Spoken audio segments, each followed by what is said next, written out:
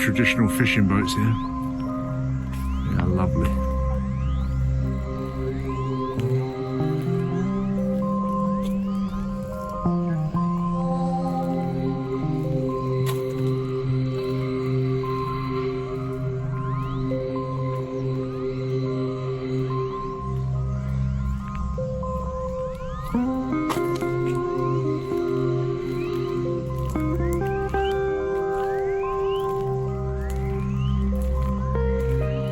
Are out here on the path. And the paraphernalia.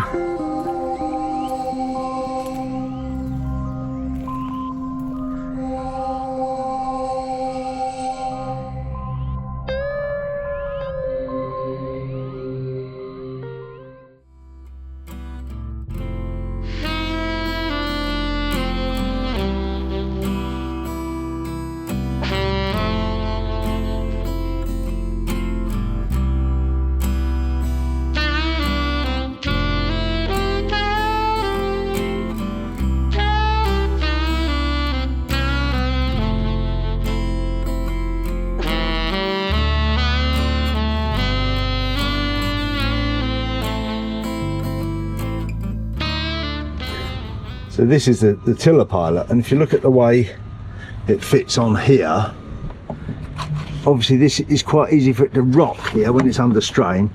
So my thinking is that if I had a wooden block that this flat surface here fitted on, sat on, that was flush flush with the top of that, it would support that bracket. So I'm just going to measure up for that. So it only needs to be 10 centimetres long, 7 wide. That is, the centre of that hole is 2.5.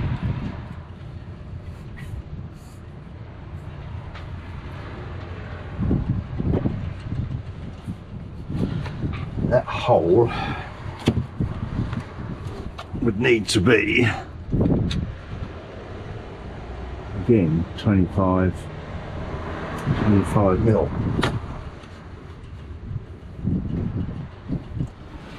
And I also want to know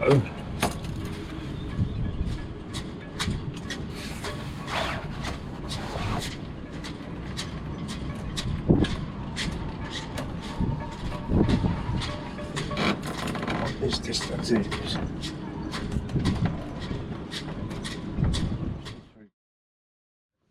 So it's a curious day. It's the day before we're leaving. So been getting ready to leave the boat for most of this week, slowly, but today's the big day.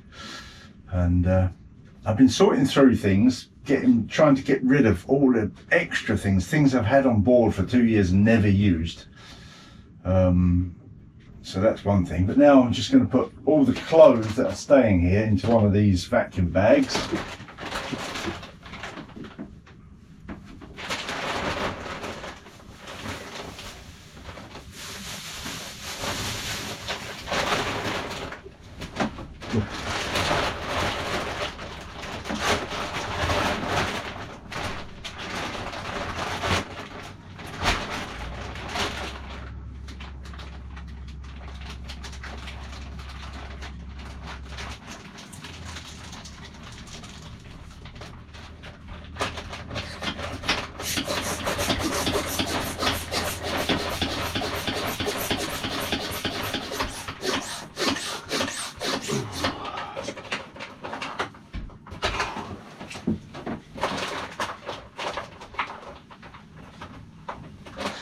So we're getting ready to leave the boat for the winter, booked a winter mooring here in Sardinia, and preparing things. I've filled up both diesel tanks to try to prevent or reduce condensation in the diesel tanks.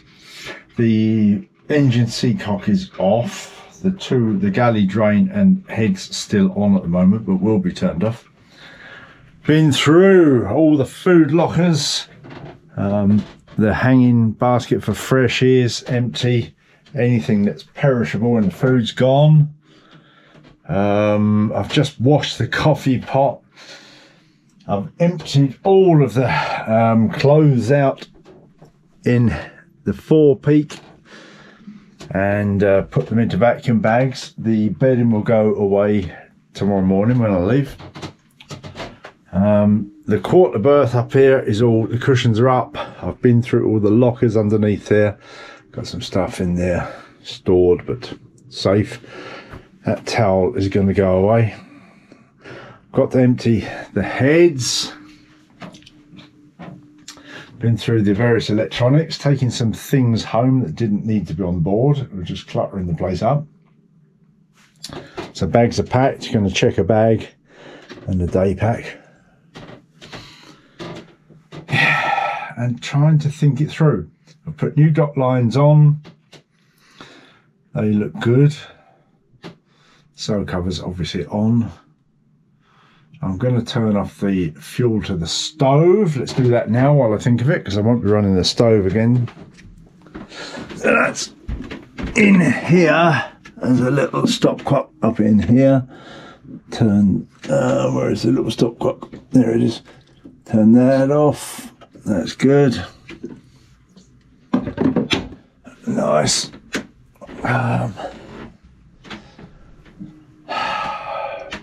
And that's about it. I think I brought the fishing rod in. I'm a 2 fishing rod person these days.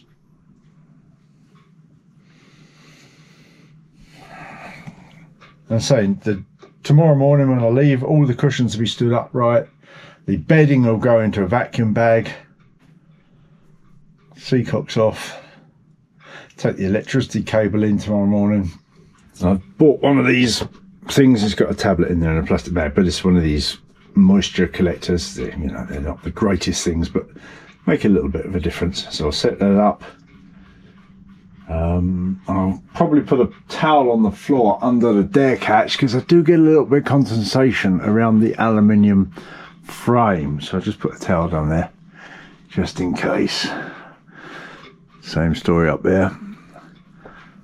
I imagine there'll be less condensation when there's not a person in there breathing. But yeah, just about there, I think.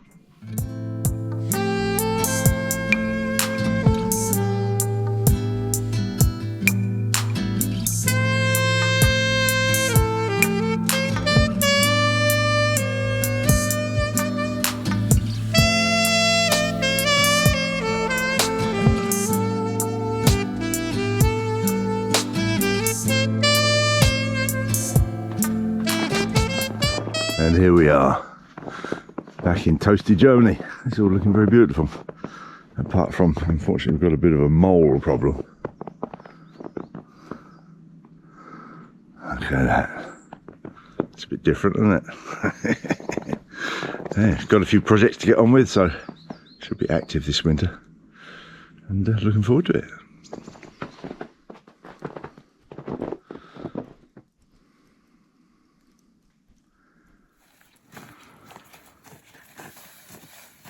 Lovely day for it, eh?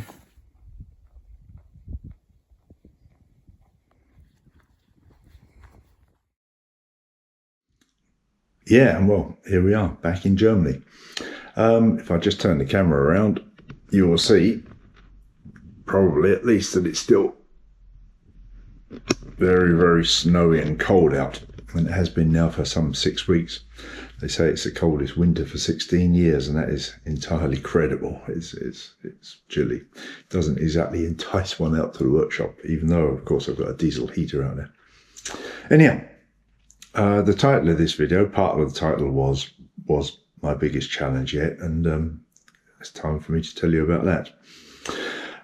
Going back to Alghero, the reason why we left there when we did, which was late November, was that I had a doctor's appointment coming up.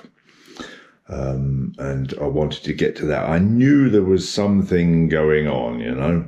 So I went into that doctor's appointment late November, and they took a blood test to check my PSA.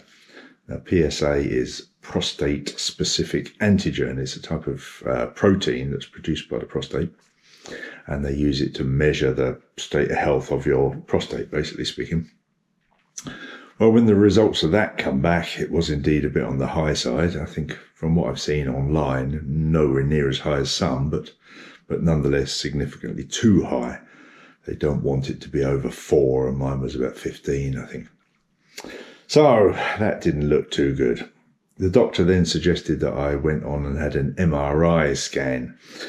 Now, unfortunately, my health insurance, which I have, of course, but it doesn't cover that MRI scan. I don't know why not. I think it should, but it doesn't. So I had to pay for that myself, $600. But I did it, went for the MRI scan, and that indicated there was a growth in my prostate. Next step on was then to get the biopsy. Now they knew where the growth was. They could do a biopsy on it, which involves putting a needle in there. It's a bit like one of them solder sucker things, and they suck little samples out. They took 17 samples from my prostate. They did it under local anaesthetic, and they told me in the hospital here that I was the first person to have it done with local anaesthetic here. It's normally done with full anaesthetic, they said, at this hospital. But they asked me how it went, and I said, you know, it was okay. It's a bit like dentistry, but you can bear it. So they were sent off for testing, and the results then come back that I did indeed have cancer in my prostate, a fairly aggressive sort. I was then sent for 2 more scans, which were covered on the health insurance. One, a bone scan, just to see if the cancer has spread beyond the prostate. Bone scan and a general organ scan. That all come back very good, so no indications that there's any spreading of the cancer. That was just before Christmas, so Christmas itself had a bit of a dark cloud hanging over it, let's be honest. But then I was then scheduled for an operation to have my prostate removed. Now, I had that 2 weeks and 3 days ago, I believe it was. I was in hospital, 4-hour operation. It's a robotic surgery, keyhole surgery. They made 6 smallish holes in my belly area. Of course, I didn't see the robot thing because I was under full anaesthetic out. But they went in there and removed my prostate completely. I was 5 days in hospital, post-operation, recovering. You know, the first days were a bit slow. It's a couple of days till I could get up and walk. And then even then it was slow, but it came back quickly. Fitness came back quickly. I feel good now. I feel fit. I'm not supposed to lift anything heavy for 6 weeks post-operation, and I haven't. That's gone well. And recovery is happening well. I'm having physiotherapy. I feel well and fit, and I feel like things are progressing well. So that's all very positive. What I don't know, I've got another doctor's appointment in about 2 weeks from now. I don't know if there's any further treatment needed and how that will affect when we get back to the boats. I still hope we can get back there to the boats in early March. But that we'll have to wait and see. And so that's the story. Well, basically speaking, you know, I'm coming up 65.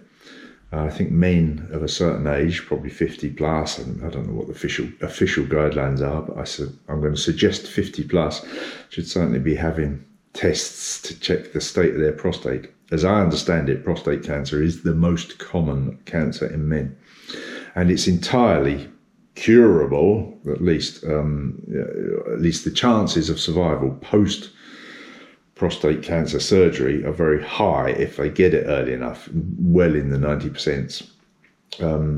So, you know, the outlook is good. Of course, it does change a few things, but that's something, if we wish to live longer and continue to adventure, that's something that we have to deal with, isn't it? And I do wish to continue to adventure. So I'm doing my best to return to fitness and be able to carry on. and so far so good, most certainly. I'd say feeling well.